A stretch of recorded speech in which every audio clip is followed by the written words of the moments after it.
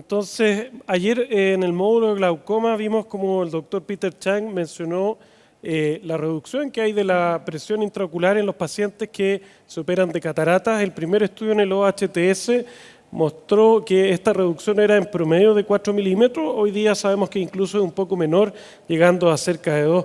Pero lo importante es que nosotros en glaucoma generalmente más que un valor absoluto de 3, 4, 2 milímetros, nos importa el porcentaje de reducción del basal. Y se cree que casi el 40% de los pacientes, por lo menos en este estudio, redujo en un 20%, que es ya significativo para hablar de que puede ayudar a los pacientes con glaucoma. Otro estudio después, un poco más nuevo, mostró y diferenció en tipo de pacientes con glaucoma de ángulo abierto, pigmentado, ¿cierto? O sea, perdón, por pseudoexfoliación, y glaucoma crónico de ángulo estrecho. ¿Cómo fue el beneficio de la cirugía de catarata? Los pacientes más beneficiados, por supuesto que fueron los con ángulo estrecho, comparados con los pacientes de ángulo abierto o con pseudoexfoliación.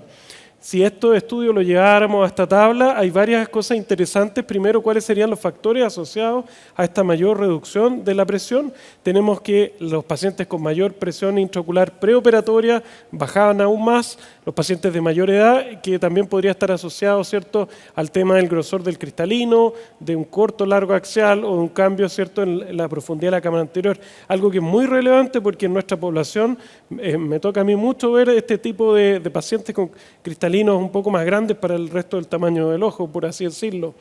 En esta tabla muestro que obviamente al final están los pacientes con ángulo estrecho, son los que más porcentaje de reducción tienen de lapido y también de gotas. Ahora, el estudio también mostró qué es lo que pasaba a largo tiempo de seguimiento y se vio que esta reducción tendía a ir desapareciendo en algunos pacientes, y porcentaje de pacientes que le aumentó al año la presión, vemos por ejemplo en los pacientes con pseudoexfoliación, el 37% les volvió a aumentar lapido, y en un 15 y en un 13 los pacientes con ángulo estrecho. Pacientes que después necesitaban cirugía filtrante, también tenemos los con ángulo estrecho, ¿cierto? 1,5, 2 los con pseudoexfoliación y 0,1 los pacientes con ángulos abiertos.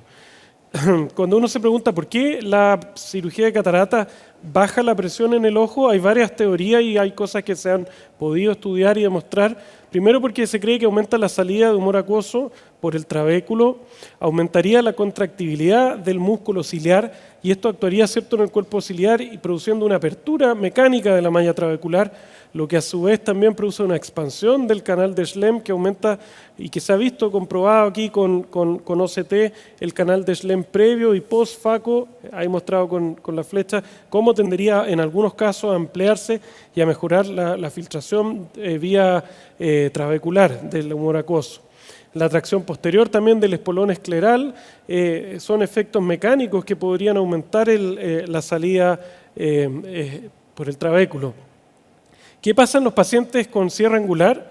Bueno, se cree que entre el 25 al 30%, y esto es lo que se ha demostrado después de hacer una iridotomía, los pacientes continúan con contacto, ¿cierto?, írido-trabecular.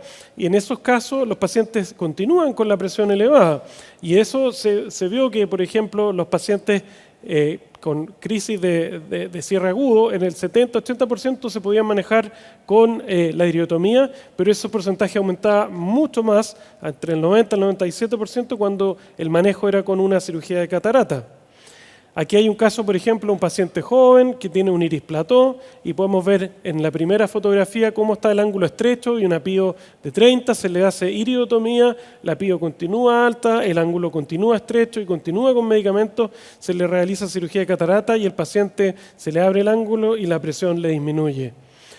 El estudio clave para nosotros en los que hacemos glaucoma con respecto a el rol de la cirugía de catarata es el estudio EAGLE, este gran estudio randomizado multicéntrico, donde se tomaron estos pacientes con glaucoma o con cierre angular con presiones de 30 o más y más de 50 años, fueron los que se vieron que eran favorecidos de realizarse cirugía de catarata versus la iridotomía. La presión no fue una gran reducción comparado a los dos grupos, solamente de 1,18 milímetros de diferencia, pero sí la mayoría de los pacientes estuvo libre de gotas a los 3 años, requirieron menos cirugías de glaucoma, hubo menos progresión campimétrica, mejoraron los cuestionarios de calidad de vida y función visual. y se vio que era más costo efectiva a la larga que tener a los pacientes con gotas o con futuras cirugías de glaucoma. Ahora, yéndonos un poco a cuáles son los riesgos quirúrgicos, estos son ojos, por así decirlo, un poco especiales, ojos cortos, cámaras estrechas, y algunas de las cosas que se saben es que el iris, creo yo que es lejos lo que más nos molesta en estos ojos, no como a veces uno piensa que podría ser la córnea o la cámara estrecha. El problema es que estos pacientes tienen generalmente un iris floppy que tiende a prolapsarse por las incisiones. Además, por supuesto, hay daño endotelial que puede ser proporcional a la profundidad de la cámara anterior y también a si hubo o no una crisis de cierre angular. Estos pacientes, muchos tienen debilidad zonular y se cree que la debilidad zonular puede ser el mecanismo que hizo que este cristalino se anteriorizara y cerrara el ángulo. Entonces tenemos que estar preparados para tratar a estos pacientes como si fueran pacientes, por ejemplo, con pseudoexfoliación y manejar y manipular el saco con la mayor gentileza posible. Estos pacientes también tienen un mayor riesgo de realizar un edema macular post cirugía y también por lo mismo, por la debilidad zonular o los ojos a veces muy cortos, las sorpresas refractivas tienden a ser, digamos, más frecuentes en este grupo de pacientes, al igual que el riesgo de que desarrollen un glaucoma maligno. Dentro del profesor Paul Foster, un glaucomatólogo de Moorfields con mucha experiencia, él hace una clínica solamente dedicada a tratar esto, glaucoma de ángulo estrecho. Y él nos presentaba y nos daba sus tips para operar a estos pacientes que son bastante útiles. Por ejemplo, estar preparado para usar ganchos o expansores de pupila. Si bien a mí me encanta usar el anillo de Malugin, en estos pacientes hay veces que no cabe simplemente dentro del ojo y hay que recurrir al clásico gancho.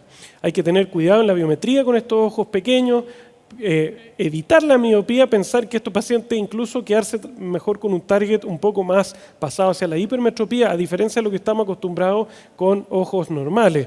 Anticipar el glaucoma maligno cuando el largo axial es menor de 20 milímetros, tratar de dilatar al paciente justo antes de que entre a pabellón en el caso de que no tenga iridotomía y no dilatarlo en la consulta. Hay que hacer túneles largos por el riesgo, ¿cierto?, de que les explicaba yo antes de las complicaciones con el iris. Si el túnel es un poquitito más largo, tenemos menos probabilidad de que el iris se salga por la herida.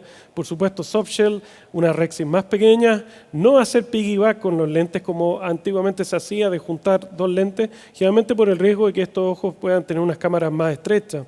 Tratar de suturar la herida, si es necesario hacer iridectomía, y algo que yo siempre hago también con estos pacientes y los recomiendo es dejar atropina postoperatoria por un mes, porque nos disminuye mucho el riesgo de hacer un glaucoma maligno.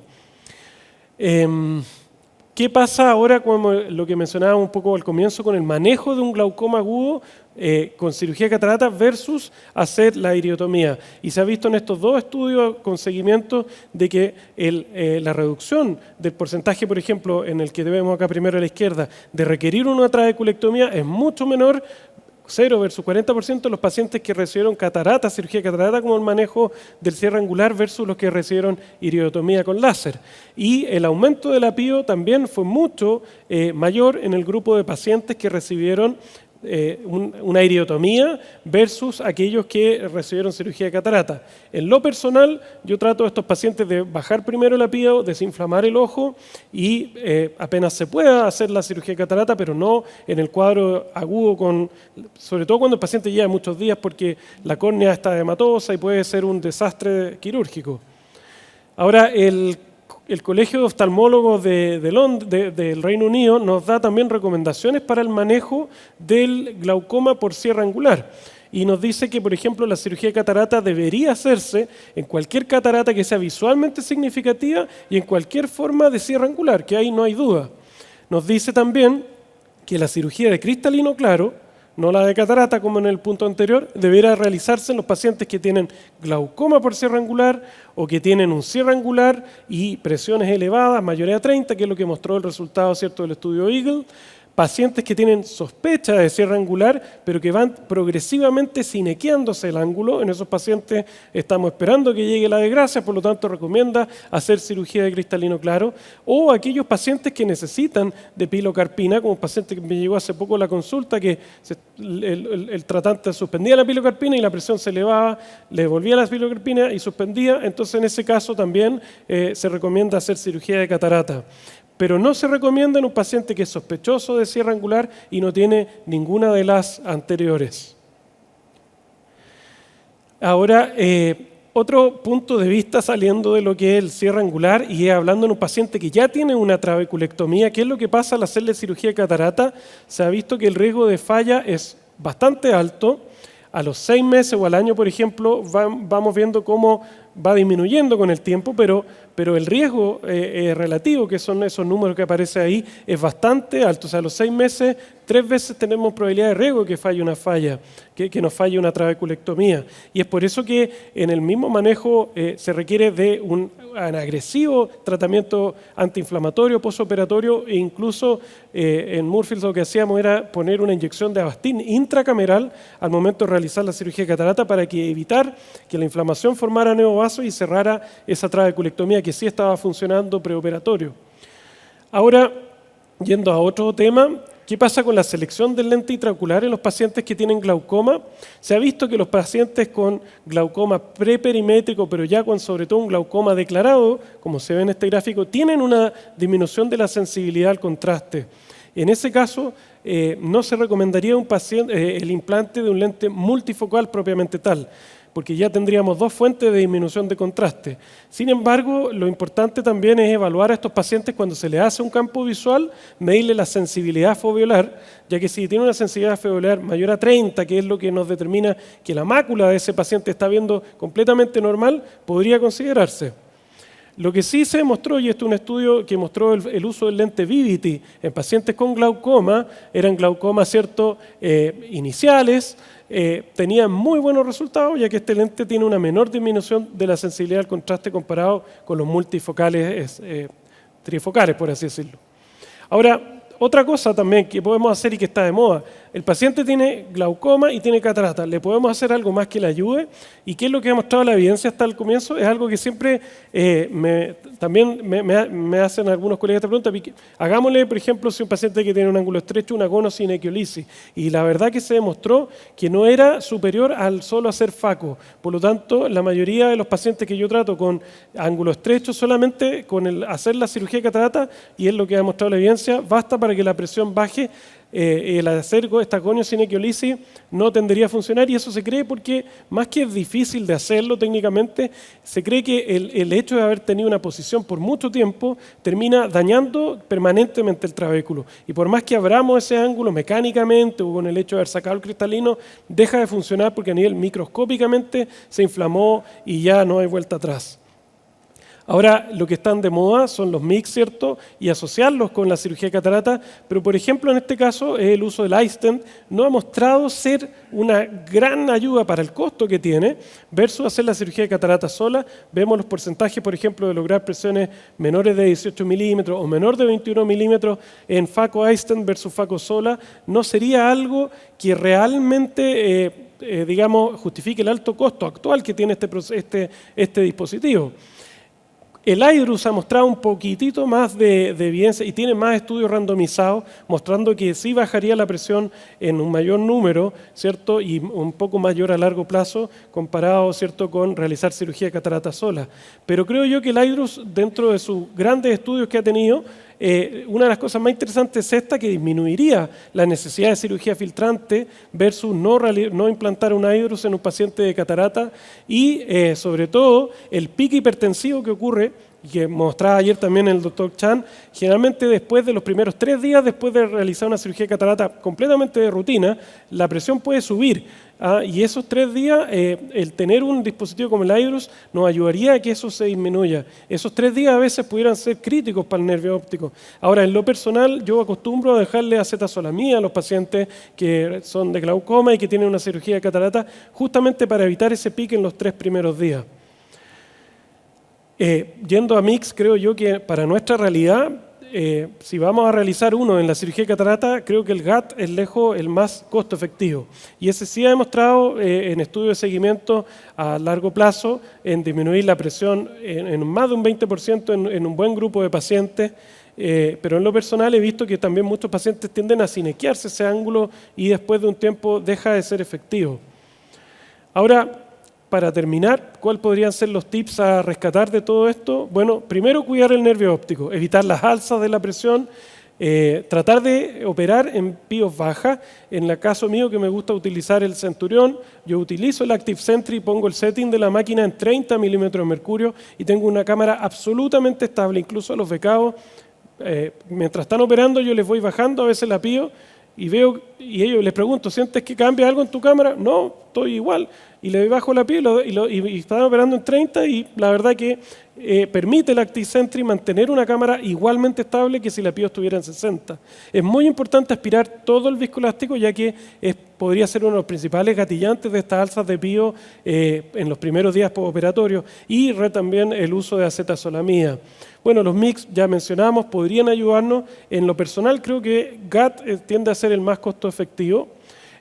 Hay que cuidar la superficie de estos pacientes. El uso de gotas con preservantes está demostrado de que tiende a empeorar la progresión de los pacientes, la adherencia al tratamiento y otras cosas más. Hay que tratar de rescatar esa ampolla cuando realizamos una trave después.